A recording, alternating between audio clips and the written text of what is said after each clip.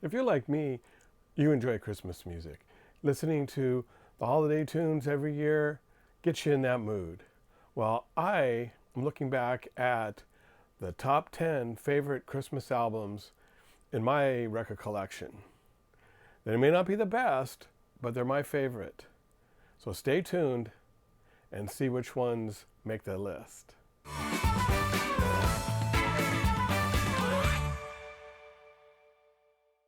Hi, welcome to Boss City. I'm Brian, and I'm going to be looking at my top 10 favorite Christmas albums of all time. Before we get started, I need to clarify something. Usually in a list of 10, there's 10, but I've actually included 11 songs because I couldn't narrow it down to just 10. So in the number 10 slot, I actually have two number 10s. You know, I'm calling the shots here in Boss City, so I thought I'd go ahead and make that call. Okay. 10A is Archie's Christmas Party. Yes, in the 2000s, Archie was back with a brand new Christmas album. And there's some standout tracks, including a rockin' version of Up on the Housetop and a pretty solid version of Santa Claus is Coming to Town. Just like you would expect the Archies to deliver. Ron Dante returns on lead vocals, and it's a really fun album. The other number 10 is Gene Autry's the original, and I don't know if they meant the original Gene Autry or the original Rudolph the Red-Nosed Reindeer, but this is the album that we carry. Well, actually, it was bigger than this. And it has Rudolph the Red-Nosed Reindeer, which of course he originated and made famous. The other thing that's interesting on here is that as a child, I was always perplexed because you see the reindeers led by Rudolph going between his legs. And so I could imagine then when Santa came here, there was going to be a problem. So that always stuck in my mind as trouble waiting to happen. So this album was a survivor of a flood we had in our household when I was a child. And so the records were victims of that. And that was one of the albums. And years later, my parents would play it at Christmas time, and it was warped. And it gives you a whole different listening experience. But just because your records get warped, there's no reason to go out there and replace them.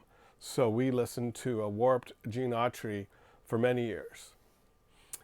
So those are my number 10s. Now, number 9, I only have one number 9. And that is Andy Williams.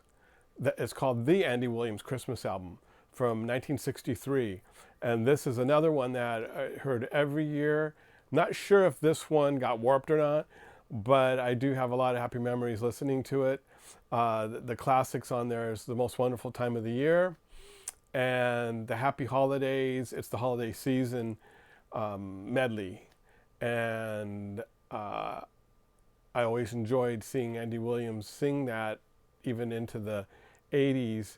He appeared a couple of times on David Letterman singing one of these songs, and I do enjoy that. A Very Special Christmas from 1987 is my number 8. And this was an album produced by Jimmy Iovine where a bunch of contemporary artists came together to record this album as a fundraiser for the Special Olympics. And it includes all new material and an outstanding track by Bob Seger, the cover of The Little Drummer Boy, and Whitney Houston's Do You Hear What I Hear? I really like this song. My previous favorite version was by Robert Goulet, but this tops all the versions. It's full blast Whitney Houston, and it's a classic. And then the Eurythmics did a Eurythmic style version of Sleigh Ride, which I really enjoyed. And there's some other outstanding tracks on there as well. So number 8, Very Special Christmas. The number 7 is a album from 2018. It's the Monkees' Christmas Party. And this was a follow-up to the Monkees reunion album of 2016, Good Times, which was produced by Adam Schlesinger. Schlesinger returns to put together a Christmas album, and it's highly enjoyable and enough to rank at number 7. But some of the standout tracks are Mickey Dolenz doing I Wish It Could Be Christmas Every Day. Davy Jones is represented on 2 tracks that were recorded on a rare album. I think they just went out to the fan clubs back in the 80s or 90s. And Adam Schlesinger takes the vocals and adds new instrumentation to them. And the one that I really enjoy is his take on Mele Kalikimaka. And I really like that. And then Nesmith does a couple of tracks, and one of them is a cover of Manhattan Transfer's Snowfall. And I was unfamiliar with that song, and that's a really pretty song. It really makes you think of a winter landscape. And then I also enjoy Peter Tork's rendition of Angels We Have Heard on High. And in the Monkee fandom, there's criticism of this song in some camps because it appears to be some pitch correction on it. But I know that Peter was ailing at the time that he recorded that. And I think it's touching because his kids encouraged him to participate because they didn't want a Monkees album to come out and him not be on it. So he went in there and recorded that, and I think it's touching and a really nice addition to Christmas Party. Number 6 is Amy Grant's first Christmas album from 1983. And this is the album that introduced the song Tennessee Christmas, which has been kind of a mini standard in the 40 years since she first released it. A lot of artists have recorded it, including Alabama, but a lot of artists. And it's a very well-crafted song that she wrote with Gary Chapman. Also included on this album is the song by Michael W. Smith, Emmanuel, which her version is really, really solid.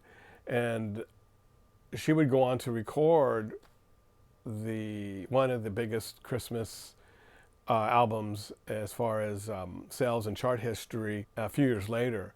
But I enjoy, which had another kind of standard Breath of Heaven on it, but I really do enjoy this one more. So number 6, Amy Grant, A Christmas Album. Coming in number 5 is Dean Martin's 1965 release, Holiday Cheer.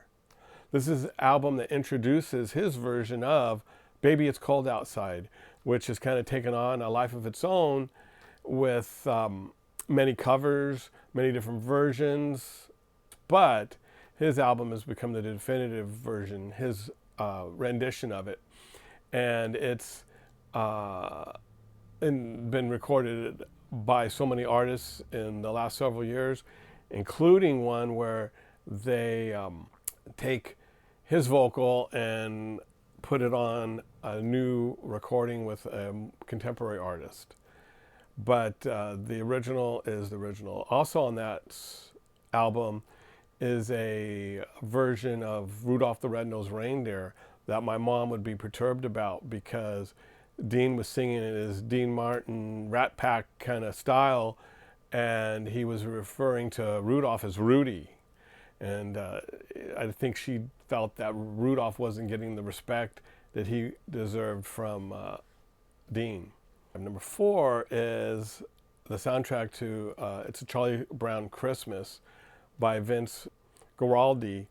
And this is an album that has become a recent favorite of mine. For one thing, we didn't own it growing up, but I was enjoying hearing the songs every year on the radio, and Christmas Time Is Here is the classic from that, which of course has become a standard.